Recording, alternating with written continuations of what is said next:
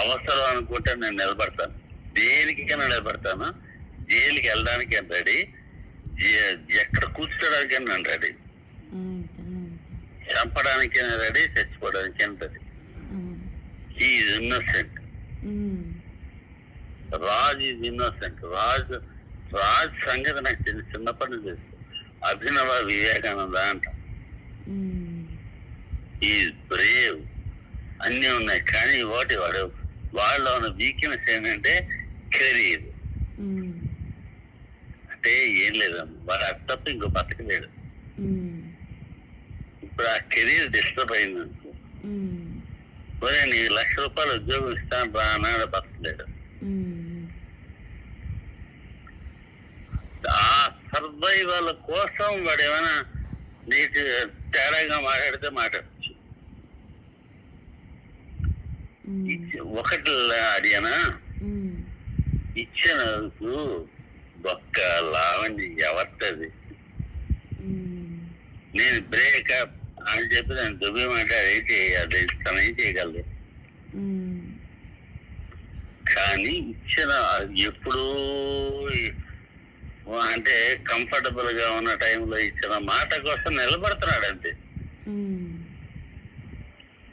వాడు మాట కోసం నిలబడతాడు. కానీ మాటని ఇప్పుడు బాండ్లు అక్కర్లేదు, లీగల్ అక్కర్లేదు, ఏం అక్కర్లేదు, నిలబడతాడు. అంతకంటే ఇది నీ మీద ఉంది. అది ఏంటి, ఎలా జరుగుతుంది, ఏం జరుగుతుంది అని నేను చెప్పలేను. కానీ ఉంది, నీ మీద ఉంది. తన సంగత అవసరం అనుకుంటే నేను మొత్తం రివీల్ చేస్తాను. తన జాతకం అంతా నాకు తెలుసు. బ్లాక్ మెయిల్ చేస్తుంది, నేను భయపడిపోతున్నాడు. ఏం చేస్తుంది? పెళ్ళయిందా? లేదు. ఏం బ్లాక్ మెయిల్ చేస్తుంది? ఆ బ్లాక్ మెయిల్ లో నేను ఇరుకొని నేను బ్లాక్ మెయిల్ చేస్తాను, అది మాత్రం కాదు. నేను బ్లాక్ మెయిల్ చేసే పరిస్థితి తెచ్చుకుందా, నాశనం అయిపోతుంది.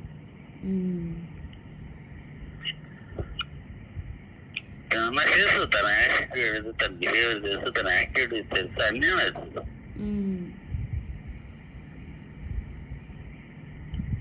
అర్థమైందా?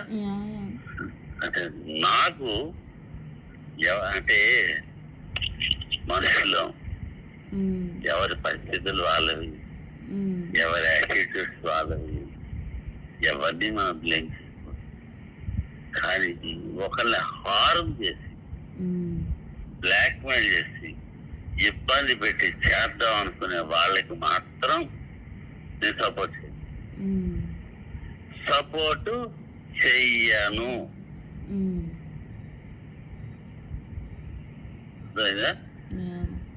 అర్థం చేసుకుంటే నేను సపోర్ట్ చేస్తాను.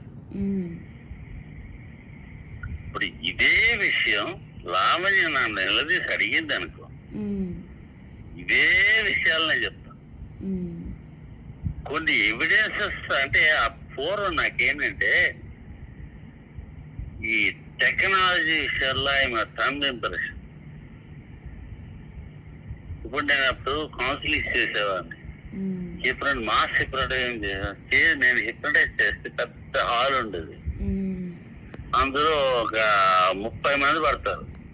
30 మంది ఏంటి, ఈజీ చేయొచ్చు, ఆరాం చేస్తే 30 మంది పడతారు.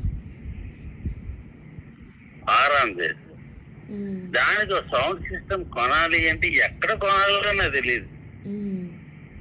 నాకు సబ్జెక్ట్ ఉంది, చెయ్యగలను, రిలీఫ్ క్రియేట్ చేయగలను, నమ్మకం క్రియేట్ చేయగలను, అన్నీ ఉన్నాయి. కానీ నాకు టెక్నాలజీ తెలియదు. అలాంటప్పుడు సెల్ టెక్నాలజీ కూడా నాకు తెలియదు. రికార్డింగ్, ఆ రికార్డింగ్ చేసే ఉండదు, వినిపించవచ్చు, నాకేం తెలియదు.